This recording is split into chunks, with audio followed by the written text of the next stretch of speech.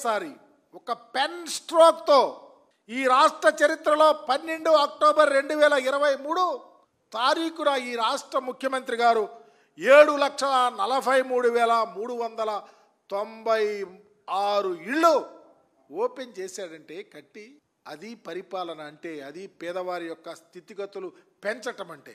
ఇది చరిత్ర, చెరిగిపోయేది కాదు. అబద్ధాలనే చెప్పటల్లా.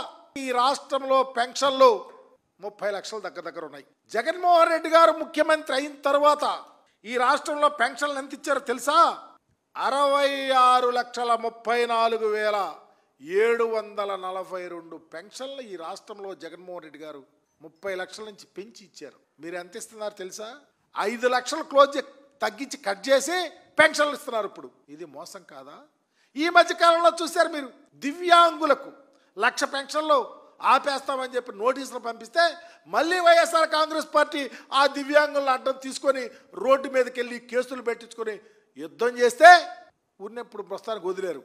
మీరు వచ్చిన తర్వాత 5 లక్షల పెన్షన్లు ఈ రాష్ట్రంలో తీసేస్తే దానికి ఏం సమాధానం చెప్తారు మీరు?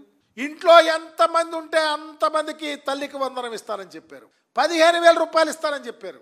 ఏ ఒక్క తల్లికైనా 15,000 రూపాయలు ఈ అకౌంట్లో ఈ 15 నెలల్లో పడిందా అని అడుగుతూ ఉంటాం.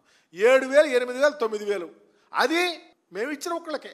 మీరు ఇంకా ఎంత పచ్చి అబద్ధం అంటే, 7 పిల్లలున్న తల్లి అకౌంట్లో 1,04,000 వేసే నేను అంటున్నారు మా ప్రభుత్వం వచ్చేటప్పటికి. గత ఏడాది మేము దిగిపోయే నాటికి మొత్తం కలిసి 7,21,918 కోట్లు.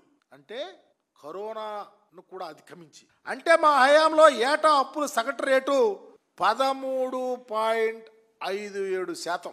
అది మేము చేసింది అప్పు. మా ప్రభుత్వం 5 ఏళ్ల కాలంలో మేము చేసినటువంటి అప్పు 3,32,671 కోట్లు.